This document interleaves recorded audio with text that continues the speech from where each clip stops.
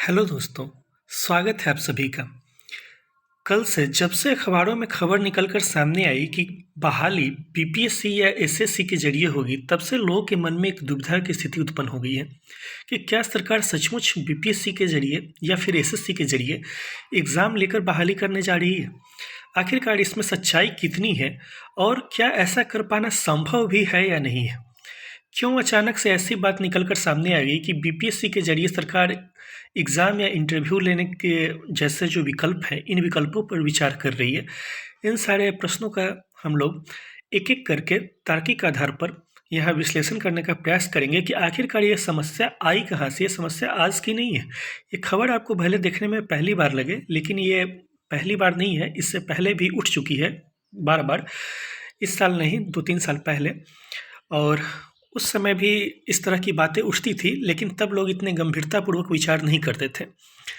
और हम लोगों ने प्रयास भी किया है जानने का कि इस खबर में कितनी सच्चाई है, वो तो इस वीडियो के अंत में ही पता चलेगा। आप लोग इस वीडियो के साथ बने रहिए अंत तक, क्योंकि पहले ही बता देते हैं वीडियो लंबा होगा, क्योंकि जितनी गहराई तक हम लोग जा रहे हैं इस पूरे मुद्दे को समझने के लिए, छोटे बातों में 2-4 लाइनों में समझा पाना संभव ही नहीं है। हम लोग एक-एक करके देखते चलते हैं। सबसे पहला प्रश्न है कि क्या बहाली बीपीएससी या एसएससी के जरिए होगी। यह खबर शिक्षा मंत्री के इंटरव्यू के बाद निकलकर सामने आई। कल आप लोगों ने भी देखा होगा कि शिक्षा मंत्री ने इंटरव्यू एक दिया था पत्रकारों को। उस इंटरव्यू में शायद उन्होंने इंडिकेट किया, कई लोग बोल रहे हैं कि जो कैमरा पे ऑन रिकॉर्ड है, उस ऑन रिकॉर्ड में तो शिक्षा मंत्री ने इस तरह की इंटरव्यू या फिर एग्ज़ाम की कोई बात ही नहीं कही है कि एग्ज़ाम लेकर हम बहाली करेंगे या फिर इंटरव्यू लेकर हम बहाली करेंगे, कि ऑन कैमरा कुछ नहीं है ऐसा। कई बार ऐसा होता है ना कि नेता लोग ऐसा करते हैं कि ऑन कैमरा बोलने से बचते हैं, क्योंकि उनको पता है कि ऑन कैमरा हम कुछ बोलेंगे तो वो रिकॉर्ड हो जाएगा, उसके बाद उसको मिटाया नहीं जा सकता। लोग उसको व्हाट्सएप पे, मोबाइल पे, यूट्यूब पे, कहीं भी मीडिया में इधर-उधर चलाते फिरेंगे, और बाद में अगर सरकार को पलटना भी हो तो मुश्किल हो जाएगा। इसलिए कई बार वो कैमरा पे बोलने से बचते हैं, और बाद में जब कैमरा बंद हो जाता है तो पत्रकारों को थोड़ा-सा हिंट दे देते हैं। ठीक है? तो पहले भी ये कल भी बताए थे वीडियो में कि दूसरी बार है कि इंटरव्यू की बात निकल कर सामने आई है, और इनका शुरू से ही, जब से ये शिक्षा मंत्री बने हैं, तब से एक राग अलापते फिर रहे हैं कि हम गुणवत्तापूर्ण शिक्षा देंगे, हम अच्छी परीक्षाएँ लेकर शिक्षकों की बहाली करेंगे। याद होगा सबसे पहला बयान इनका यही था कि हम अच्छी परीक्षाएँ आयोजित करेंगे। अच्छी परीक्षाओं से क्या मतलब है? ये तब भी स्पष्ट नहीं हो पाया था, आज भी पूर्णतः स्पष्ट नहीं है। नेक्स्ट है कि आखिरकार बीपीएससी या एसएससी की ज़रूरत ही क्यों पड़ी? आखिरकार ये प्रश्न क्यों आया कि हम लोगों को बीपीएससी के ज़रिए या फिर एसएससी के ज़रिए कोई एग्ज़ाम लेने की ज़रूरत है या फिर इंटरव्यू लेने की ज़रूरत है? ठीक है, बीपीएससी को बीच में कुदाने की ज़रूरत क्या पड़ी? तो यहाँ पर एक है मुद्दा कि अगर आप ध्यान में देंगे कि कोई एक ऐसी संस्था चाहिए जो शिक्षक नियोजन में पंचायतों के खत्म होने पर उसका काम कर सके। ठीक है, आप लोगों ने देखा होगा कि ये बात तो कम से कम कन्फर्म है, शिक्षा मंत्री ने ऑन रिकॉर्ड कैमरे पे भी बोल दिया है कि जो 7वें चरण का शिक्षक नियोजन होगा, इस 7वें चरण के शिक्षक नियोजन में जो पंचायतों की भूमिका थी, ये पंचायतों की भूमिका खत्म हो जाएगी। अब पंचायत, जो पहले आप लोगों ने देखा था कि मुखिया है या फिर जनप्रतिनिधि है, अन्य जनप्रतिनिधि है, सचिव है, इन सबों की जो भूमिका है, ये सारी भूमिका खत्म हो जाएगी। अब स्वाभाविक बात है कि भाई जब पंचायत की भूमिका खत्म हो जाएगी तो जो पंचायत नियोजन इकाई का काम करती थी, जो मेधा सूची बनाने का काम करती थी, इनका काम करने के लिए कोई तो संस्था चाहिए। अब वह संस्था कौन सी होगी? ठीक है, तो नीचे दूसरे पॉइंट में ही इसको हम लोगों ने स्पष्ट किया है कि शिक्षक चयन आयोग जैसी संस्था शिक्षा विभाग के पास है ही नहीं। अन्य राज्यों से जब आप तुलना कीजिएगा, जब आप उत्तर प्रदेश से तुलना कीजिएगा, जब आप दिल्ली से तुलना कीजिएगा, तो आपको दिखाई देगा कि दिल्ली में DSSS, उत्तर प्रदेश में यूपी, शायद उनका SSSB, इस तरह से कुछ है, सबऑर्डिनेट सर्विसेज, इस तरह का कुछ नाम है। ये एक विशेष संस्था है उत्तर प्रदेश सरकार के पास और दिल्ली सरकार के पास, जो केवल शिक्षक भर्ती या फिर अन्य भर्तियों को लेने का काम करती है, और इससे संबंधित मेरिट बनाने का काम हुआ या इंटरव्यू कंडक्ट करवाने का काम हुआ, एग्ज़ाम करवाने का काम हुआ, ये सारे काम करती है। लेकिन बिहार में ऐसी कोई भी संस्था नहीं है। बिहार में ऐसी कोई भी संस्था शिक्षक भर्ती जैसे शिक्षक चयन आयोग जैसी संस्था बिहार में शिक्षा विभाग के पास है ही नहीं। तो जब आपके पास संस्था नहीं है और आप नियोजन इकाइयों को खत्म कर रहे हैं, पंचायतों को खत्म कर रहे हैं, तो अपना काम आप कैसे करवाइएगा? किसी एजेंसी के थ्रू ही करवाइएगा ना। तो वो एजेंसी कौन सी होगी? वो एजेंसी हो सकती है या तो आप अपना काम करवा लीजिए बीएसईबी के थ्रू करवा लीजिए, जो बिहार बोर्ड जिसको कि आप लोग जानते हैं बिहार स्कूल एग्जामिनेशन बोर्ड, या तो आप बीएसईबी के थ्रू करवा लीजिए, या आप बीपीएससी के थ्रू करवा लीजिए, या फिर बिहार एसएससी के थ्रू करवा लीजिए। ये 3 संस्था है जो कि आपको इतने बृहद स्तर पर इन सारे कामों को करने के लिए सक्षम है। बीएसईबी स्टेट का एग्ज़ाम लिया था 2019 में, और इसमें इनको नाम भी मिला और बदनामी भी हुई। बदनामी कुछ अधिक ही हो गई। हालाँकि मेरा व्यक्तिगत तौर पे मानना है, आप मेरिट के अभ्यर्थी हो या नॉन मेरिट के अभ्यर्थी हो, मेरा हमेशा से मानना है कि सरकार ने ऐसा कभी चाहा ही नहीं था कि हम नॉन मेरिट की बहाली करें। एक्चुअली वो विज्ञापन जो था, वो उस विज्ञापन के माध्यम से ये लोग मेरिट कि उसको एक प्रतियोगिता परीक्षा बनाना चाह रहे थे। लेकिन शिक्षा मंत्री जो थे, तत्कालीन शिक्षा मंत्री विजय कुमार चौधरी, इन्होंने एक गलत बयानी कर दी। इन्होंने गलत बयान दे दिया कि 12 मार्च को जब रिजल्ट प्रकाशित हुआ तो उस दिन गलत बयान दे दिया कि जितने पास किए हैं सभी की नौकरी पक्की। हालांकि बाद में अपने इस बयान को सही साबित करने के लिए उन्होंने बहुत सारे कुतर्क गढ़े और मेरिट और नॉन मेरिट को बराबर कर दिया, वो अलग बात है। लेकिन मेरिट के भी अभ्यर्थी बीएसईबी पे आरोप लगाते हैं कि इन्होंने गलत तरीके से एग्जाम लिया, नॉन मेरिट के भी अभ्यर्थी आरोप लगाते हैं। तो खैर बीएसईबी की बदनामी बहुत ज़्यादा हो चुकी है। अब बची 2 संस्था, एक आपकी बची बीपीएससी और दूसरी संस्था बची है बीएसएससी। इन दोनों संस्था के जरिए ये काम करवाया जा सकता है। तो जब आप देख रहे हैं कि शिक्षक चयन आयोग जैसी कोई संस्था नहीं है, तो इनका काम आप करवा सकते हैं बीपीएससी से या फिर बीएसएससी से। ये तो तय बात है कि अगर पंचायतों को खत्म किया जा रहा है तो इनका काम करने के लिए आपको कोई ना कोई चाहिए ही होगा। नेक्स्ट है कि काम पारदर्शिता से हो और तेजी से हो। बीपीएससी हो या बीएसएससी हो, इन लोगों को काम पारदर्शिता से और तेज़ी से करने का पुराना अनुभव रहा है। अब कोई आदमी प्लीज़ कमेंट ये मत कीजिएगा कि बीपीएससी पे हाल फिलहाल में जो आरोप लगा है, जो 67वीं बीपीएससी का आयोजन हुआ है उसके पीटी पे उनके कई तरह के आरोप लगे हैं। अगर इन छोटे मोटे प्रश्नों का विवाद है कि कुछ प्रश्नों पर उन्होंने कुछ प्रश्नों को सही गलत माना है, वो सब अलग विवाद है, उसमें हम लोग नहीं जाएंगे, वीडियो लंबा हो जाएगा। तो अगर इन आरोपों को छोड़ दिया जाए तो, लेकिन कम से कम इतना तो मानना है ना कि अन्य संस्थाओं की अपेक्षा बीपीएससी ज़्यादा विश्वसनीय है। आप ये तो कह सकते हैं कि बिहार में पंचायत नियोजन इकाइयों में जितना भ्रष्टाचार है उनकी तुलना में जब कंपेरिजन कीजिएगा, तुलनात्मक अध्ययन कीजिएगा, तो आपको पता चला कि नहीं, हम बीपीएससी पे ज़्यादा भरोसा कर सकते हैं किसी मुखिया पर भरोसा करने से। अच्छा है कि हम बीपीएससी पे भरोसा करें या फिर बीएसएससी पे भरोसा करें। बीएसएससी पे मुझे तो व्यक्तिगत रूप से उतना भरोसा नहीं है। बीपीएससी कुल मिला के ठीक ठाक है। और लास्ट बात है कि बेहतर शिक्षक होने चाहिए। सरकार बार बार कहती है कि हम लोगों को गुणवत्तापूर्ण शिक्षक चाहिए, गुणवत्तापूर्ण शिक्षा चाहिए, और आप लोगों ने देखा भी होगा कि बार बार सरकार की बदनामी भी हुई है कि ऐसे शिक्षकों की भर्ती कर ली है जिनको ABCD भी नहीं आ रहा है। हाल फिलहाल में किसी ज़िले से एक शिक्षक थे, उनका एक वीडियो सामने आया था कि वहाँ एक पदाधिकारी गए और उन्होंने उन शिक्षक महोदय से कहा कि आप 50 में 2 से भाग दीजिए। वो 50 में 2 से भाग नहीं दे पाए। बड़ी वीडियो रिकॉर्ड करते समय मुझे हंसी भी आ जाती है। आप लोग बताइए, अगर आप लोग को आता है, आप लोग सीटेट क्वालिफाइड आदमी हैं, और आप में से कितने आदमी को 50 में 2 से भाग देने आता है? कुछ नहीं करना है, 50 में 2 से भाग देने आना है। अगर आप 50 में 2 से भाग देना जानते हैं तो आप बिहार सरकार में शिक्षक बनने की योग्यता रखते हैं। लेकिन आप ये जान लीजिए कि बिहार सरकार में ढेरों ऐसे शिक्षक पहले से मौजूद हैं जिनको 50 में 2 से भाग देने नहीं आ रहा है। तो ये भाग देने कैसे नहीं आ रहा है? क्योंकि इनकी बहाली ही ऐसी संस्था के थ्रू हुई है जिन्होंने सारे योग्यता जो है इसको ताक पर रख के जैसे मर्जी हुई वैसे पूर्णतः भ्रष्टाचार के आधार पर बहाली कर ली। खैर, बेहतर शिक्षक चाहिए तो कुछ तो करना ही पड़ेगा। नेक्स्ट है कि क्या परीक्षा लेकर बहाली संभव है? ठीक है, प्रत्येक व्हाट्सएप ग्रुप में कुछ ज़्यादा होशियार लोग होते हैं, प्रत्येक यूट्यूब चैनल पे कमेंट में भी कुछ ज़्यादा होशियार लोग होते हैं, जो लोग कहते हैं कि ये बहाली संभव ही नहीं है परीक्षा लेकर। क्यों संभव नहीं है? तो इसमें वो लोग पे स्केल का मुद्दा उठाते हैं। अब हम लोग दिखाते हैं कि पे स्केल का मुद्दा बहुत सारे लोग नहीं समझते हैं। 90% लोग समझते ही नहीं कि पे स्केल का मुद्दा है क्या, और ये मुद्दा पहली बार आया कहाँ से है, और इस मुद्दे को क्यों इतना उठाया जा रहा है। बताते हैं पे स्केल का मुद्दा क्या है। इस मुद्दे को अगर आपको अच्छे से समझना है तो आपको चलना पड़ेगा साल 2016 के करीब में चलना पड़ेगा। 2015-16 में जिस समय विधानसभा का चुनाव होना था बिहार में, उस समय जो तत्कालीन शिक्षा मित्र थे, नियोजित शिक्षक थे, इन लोगों की डिमांड थी, नीतीश कुमार से, मुख्यमंत्री से ये लोग डिमांड कर रहे थे समान काम समान वेतन की।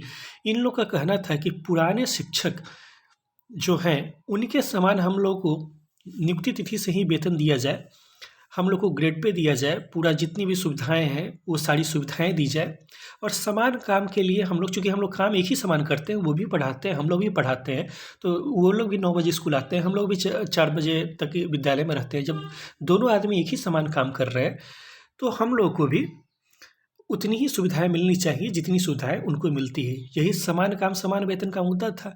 इस मुद्दे को लेकर पटना में भयानक धरना प्रदर्शन आंदोलन हुआ। जितने धरना प्रदर्शन आंदोलन आप सोच सकते हैं, कर सकते हैं। अभी तो फिलहाल में 7वें चरण का जो आंदोलन चल रहा है, उस आंदोलन को तो हम उस समान काम समान वेतन के आंदोलन के सामने में कुछ मानते ही नहीं है, क्योंकि उस समय भयानक हुआ था। मुद्दा हाईकोर्ट में गया, हाईकोर्ट से सुप्रीम कोर्ट में गया। सुप्रीम कोर्ट ने भी इस मुद्दे को खारिज कर दिया कि समान काम समान वेतन का जो मुद्दा था, इस मुद्दे को सुप्रीम कोर्ट ने भी खारिज कर दिया। कहा कि नहीं, समान काम समान वेतन तो हम नहीं दे सकते हैं। क्यों नहीं दे सकते हैं? इसके पीछे बिहार सरकार ने एक गजब की चाल चली। विश्वास नहीं होता है कि सरकार ऐसी भी चाल चलती है, लेकिन सरकार ने एक चाल चली। बिहार सरकार ने कह दिया कि ये जो नियोजित शिक्षक है 2005 या इसके बाद जो नियुक्त शिक्षक है, ध्यान रखिए, इस शब्द पर ध्यान रखिएगा, 2005 या इसके बाद जो नियुक्त शिक्षक है, इनका कैडर ही अलग है। ये अलग किस्म के शिक्षक है, ठीक है, अलग किस्म के शिक्षक है, इसलिए इनका कैडर अलग है। कैडर जिन लोगों को नहीं समझ में आता है वो लोग ऐसे समझ सकते हैं कि इनका एक अलग वर्ग है, इनको अलग कैटेगरी में हम शामिल करते हैं। और 2005 से पहले के जो नियुक्त शिक्षक हैं, इनको हम अलग कैडर में शामिल करते हैं, मतलब कि अलग कैटेगरी में शामिल करते हैं, ठीक है। और ये जो पुराने वाले शिक्षक थे, इस पुराने वाले शिक्षक को इन्होंने डाइंग कैडर माना। इंग्लिश का शब्द है डाइंग, इसका मतलब है मृतशील, ठीक है, मतलब कि मरता हुआ। तो पुराना वाला जो कैडर था 2005 से पहले जो नियुक्ति हुई थी, इसको बिहार सरकार ने कहा कि ये डाइंग कैडर है, यानी कि ये कैडर मर रहा है। और इस कैडर के, पुराने वाले कैडर के जितने भी लोग रिटायर होते जाएंगे, वैसे वैसे ये कैडर समाप्त होते जाएगा। और पुराने वाला कैडर का जिस दिन अंतिम व्यक्ति रिटायर हो जाएगा, उस दिन ये पुराना वाला कैडर पूर्णतः समाप्त हो जाएगा, खत्म हो जाएगा, ये कैडर खत्म हो जाएगा। यानी कि पुराना वाला कैडर रहेगा ही नहीं। जब पुराना वाला कैडर रहेगा ही नहीं, तो पुरानी जो सुविधाएं हैं वो देने की हमारे पास बाध्यता भी नहीं है, ठीक है। और इसके अलावा एक बात और, सरकार ने सुप्रीम कोर्ट में एक बात और, बिहार सरकार ने सुप्रीम कोर्ट में एक बात और कही कि ये जो नए शिक्षक हैं 2005 के बाद जो नियुक्त शिक्षक है, इनकी नियुक्ति की प्रक्रिया, ठीक है, 2005 के बाद जो नियुक्त है इनकी नियुक्ति की प्रक्रिया, और 2005 के पहले जो नियुक्त थे इनकी नियुक्ति की प्रक्रिया, दोनों प्रक्रिया अलग है। इनके बाद जो नियुक्त हुए हैं, इनको हम नियोजित शिक्षक कहते हैं। इनको हमने पंचायतों के थ्रू नियुक्त करवाया है, और इनकी नियुक्ति में शर्त ही था कि 5000 शिक्षक, याद होगा 2005 में जो नियुक्त हुए थे शिक्षा मित्र वगैरह, कितने पर, 5000 पर नियुक्त हुए थे, ठीक है। लेकिन पहले अलग था। पहले किसी समय बिहार में 1994 में, जैसे कल भी बताए थे, कि कंपटीशन के थ्रू, जब राजद की सरकार थी, राजद का ये इतिहास बड़ा अच्छा लगा कि 1994 में बीपीएससी के थ्रू ही कॉम्पिटिटिव एग्जाम लेकर बहाली हुई थी, और वो बिहार में आज तक के सर्वश्रेष्ठ नियुक्त शिक्षक है। इस मामले में तो हम राजद की प्रशंसा करते हैं। कम से कम शिक्षा मित्र में या फिर नियोजित शिक्षक जो हैं, जो 50 में 2 से भाग नहीं दे पाते हैं, इनकी तुलना जब आप 1994 में राजद ने जिन शिक्षकों की बहाली की उनसे कीजिएगा, तब आपको महसूस होगा कि ये तो बहुत अच्छे शिक्षक थे। अब नेक्स्ट है बात कि जब ये कह दिया कि जब ये दोनों शिक्षक अलग अलग तरह के हैं, तो उनको एक समान वेतन देने की बाध्यता भी नहीं है, ठीक है। इसी तर्क को लेकर जो लोग नहीं समझते हैं, वो लोग कहते हैं कि चूंकि सरकार ने सुप्रीम कोर्ट में कह दिया है कि भैया कि हमने एग्ज़ाम लेकर इनकी बहाली नहीं की है नियोजित शिक्षकों की, इसलिए हम इनको उतना ज़्यादा वेतन भी नहीं दे सकते हैं, ग्रेड पे का पूरा सुविधा भी नहीं दे सकते हैं, पुराने अन्य जो सुविधा मिलते थे वो सारी सुविधा भी नहीं दे सकते हैं। तो इन लोगों का कहना है कि ठीक है, अगर आप एग्ज़ाम लेते हैं तो हमको 1 लाख का महीना दीजिए, ठीक है, आ रहे हैं उस बात पे, आपके इस तर्क पे भी आएंगे। इन लोगों का कहना है कि अगर एग्ज़ाम लेते हैं, इंटरव्यू लेते हैं, तो हमको पूरा ग्रेड पे की सुविधा दीजिए, पुरानी सुविधा दीजिए, ठीक है। उस तर्क पे भी आते हैं, तुरंत आपके तर्क का जवाब आपको स्वयं मिल जाएगा। इस वीडियो में थोड़ा और समय तक बने रहिए। ठीक है। तो जो विपक्ष में लोग हैं वो लोग कहते हैं कि चूंकि ग्रेड पे सरकार तो दे नहीं रही है, पे स्केल का मुद्दा बना रहे हैं। नेक्स्ट है अधिक समय की बर्बादी होगी। ये बात भी सही है कि अगर पहले से ही जो बीएड क्वालिफाइड है, सीटेट क्वालिफाइड है, स्टेट क्वालिफाइड है, एक नया एग्ज़ाम अगर सरकार लेती है तो स्वाभाविक है कम से कम आपको 3-4 महीने तो निकल ही जाएंगे। ठीक है। और अंतिम बात कि क्या एग्ज़ाम सही तरीके से संपन्न हो पाएगा। पहले ही इसी वीडियो में बता चुके हैं कि जब बीएसईबी ने स्टेट का एग्ज़ाम लिया था तो इस एग्ज़ाम में धांधली हुई थी। एक बार एग्ज़ाम कैंसिल हुआ, दोबारा एग्ज़ाम करवाना पड़ा। आरोप तो लगते ही रहते हैं। जब बीपीएससी जैसी संस्था पे भी आरोप लगते हैं बिहार में, आपने बीपीएससी के एग्ज़ाम को भी कैंसिल होते हुए फिर से दोबारा होते हुए देखा है, तो फिर कैसे किसी एजेंसी पर यह विश्वास किया जा सकता है पूर्णतः कि जो एग्ज़ाम होगा निष्पक्ष होगा, सही तरीके से होगा। अब आते हैं पक्ष में तर्क। जो अभी हमने बताया कि जो पे स्केल का मुद्दा है इसको आप जोड़िए। जो अभी बिहार में प्रधानाध्यापक की भर्ती हुई है, फरवरी मार्च में आप लोगों ने देखा होगा, इसका विज्ञापन निकला था। और इनकी भर्ती किस संस्था के थ्रू हुई, आप लोग याद कीजिए, बीपीएससी के थ्रू हुई ना। और भर्ती कैसे हुई, ये भर्ती हुई एग्ज़ाम लेकर हुई, याद है।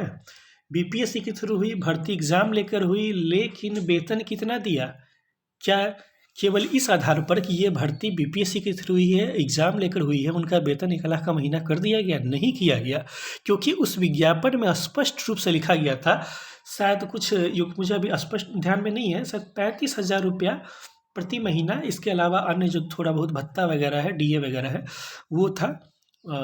थोड़ा बहुत आगे पीछे हो तो माफ़ कीजिएगा, क्योंकि स्पष्ट ध्यान में नहीं आ रहा, शायद 35,000 रुपया महीना था। ठीक है। तो सरकार ने विज्ञापन में स्पष्ट रूप से ही लिख दिया था कि वैसे अभ्यर्थी जो इस शर्त पर काम करने के लिए, जिनको स्वीकार हो कि हम इतने वेतन पर काम करेंगे, वो लोग आवेदन कीजिए। अगर आपको स्वीकार नहीं है तो आप आवेदन क्यों करने जा रहे हैं? अगर आपको स्वीकार नहीं है, आपको लगता है कि इतने वेतन पे हम काम नहीं कर सकते, तो आप अप्लाई मत कीजिए। पहले अप्लाई कर लेंगे, फिर बाद में हल्ला करेंगे कि हमको वेतन कम है, वेतन कम है। आपको लगता है आप पढ़े लिखे हैं, शिक्षित हैं, आपको लगता है कि मेरी योग्यता ज़्यादा है, तो आप मज़दूरी का काम नहीं करते हैं, आप रिक्शा चलाने का काम नहीं करते, क्योंकि आपको लगता है कि आप किसी अन्य काम से इससे ज़्यादा पैसे कमा सकते हैं। लेकिन जो रिक्शा चला रहा है, जो मज़दूरी कर रहा है, मैं उनके काम को छोटा नहीं मानता हूँ, लेकिन वो शायद इस मजबूरी में कर रहे हों क्योंकि उनको लगता हो कि इसके अलावा उनको कोई काम नहीं आता है, या फिर दूसरे काम में जाएंगे तो वो इतने सफल नहीं हो पाएंगे। तो पहले तो आप नौकरी ले लेते हैं। नौकरी नहीं है तो चलो पहले नौकरी मिल जाए, नौकरी मिल जाए, नौकरी मिल जाए। नौकरी मिल गई तो हमको नियुक्ति तिथि से ही 1 लाख का महीना मिल जाए, ऐसा कहीं होता है क्या? तो ये बीपीएससी में के थ्रू जो प्रधानाध्यापक की भर्ती हुई है, इसमें स्पष्ट कर दिया गया कि ऐसा कोई जरूरी नहीं है। सरकार के पास ये मुद्दा हमेशा खुला हुआ है कि सरकार किसी भी नियम को जब चाहे अपनी मर्जी से तोड़ मरोड़ सकती है, उठा पटक सकती है। और इसका विस्तार से देखना हो तो जो ईडब्ल्यूएस का मामला था, आपने देखा होगा, ईडब्ल्यूएस के मामले में सुप्रीम कोर्ट से जो फैसला आया, गजब का फैसला था। आप लोगों ने भी देखा होगा कि किस तरीके से पूरे फैसले को तोड़ा मरोड़ा गया और सरकार ने अपने पक्ष में झुका लिया। समान काम समान वेतन का मुद्दा, इसको सरकार ने अपने पक्ष में झुका लिया। स्टेट का मुद्दा सरकार ने अपने पक्ष में झुका लिया। इसलिए यह मत सोचिए कि आपके सिर्फ इतना कहने से कि हाँ हम सरकार ने एक बार कह दिया था कि अगर हम नियुक्ति, पुराने वाले जो शिक्षक हैं उनकी बहाली अलग तरीके से हुई है इसलिए उनको अलग पेमेंट मिलता है, तो यह हर बार लागू होगा। ऐसा है तो प्रधानाध्यापक को 1 लाख का महीना दिलवाइए, नहीं मिल रहा है, आप लोग को भी पता होगा। दूसरा है कि उच्च वेतन देना कोई बाध्यता नहीं है। और लास्ट है कि कौन सा तरीका सही भर्ती का, आखिरकार कुछ भी मान लीजिए, भर्ती का कौन सा तरीका सही है? केवल एकेडमिक अंक का तरीका सही है, 60-40 सही है, परीक्षा लेकर भर्ती सही है, या परीक्षा के साथ इंटरव्यू लेना सही है? ये सवाल तो आप में से हर किसी के सामने होगा। बिहार में अगर 1.5 लाख 2 लाख अभ्यर्थी भी हैं तो प्रत्येक का विचार अलग है। कुछ लोगों का मानना होगा कि हम एकेडमिक अंक को प्राथमिकता देते हैं, कुछ लोग कहेंगे कि हम 60-40 को प्राथमिकता देते हैं, कुछ लोग कहेंगे परीक्षा लेकर भर्ती कीजिए, कुछ लोग कहेंगे कि इंटरव्यू लेकर भर्ती कीजिए। हर एक में कुछ फ़ायदे हैं, हर एक तरीके में कुछ कमी है। कोई भी तरीका ऐसा नहीं है जो सबों को संतुष्ट कर सके। लेकिन व्यक्तिगत तौर पे सभी आदमी ये मानेंगे, 90% लोग ये मानेंगे कि इंटरव्यू तो बिल्कुल फालतू है, क्योंकि ये तो महाभ्रष्टाचार का चीज़ है। परीक्षा लेकर भर्ती भी इसका समर्थन, ना हम इसका समर्थन करते हैं ना विरोध करते हैं। व्यक्तिगत तौर पे परीक्षा ले लेते हैं तो मुझे कोई आपत्ति नहीं है, क्योंकि आप जानते हैं कि परीक्षा हो फेयर तरीके से हो, इसका तो मैं हमेशा से समर्थक रहा हूँ। लेकिन नहीं भी लेते हैं तो मुझे कोई आपत्ति, ना मैं समर्थन करता हूँ ना विरोध करता हूँ। अब क्यों परीक्षा लेना है? जब इतना कुछ कर लिए तो फिर परीक्षा लेने की बात क्यों की जा रही है? एकेडमिक अंक भी पूर्णतः सही नहीं है, कई बार बता चुके हैं, क्योंकि इसमें बिहार बोर्ड और सीबीएसई के छात्रों में हमेशा आपको गैर बराबरी देखने को मिलेगी ही मिलेगी। एक बीच का जो बेस्ट तरीका था जिस पे लगभग पूरा बिहार सहमत है कि 60-40 का रेशियो सही है, क्योंकि इसमें आपको सीटेट का अंक भी शामिल हो जाता है, आपके एकेडमिक मार्क्स भी शामिल हो जाते हैं, दोनों की बात रह जाती है, दोनों का झगड़ा ही खत्म हो जाता है। तो सरकार अगर 60-40 को लागू लेकर तुरंत आज का आज बहाली स्टार्ट कर देती तो इससे बेहतर क्या होता है। अंतिम बात, क्या ये खबर सही है?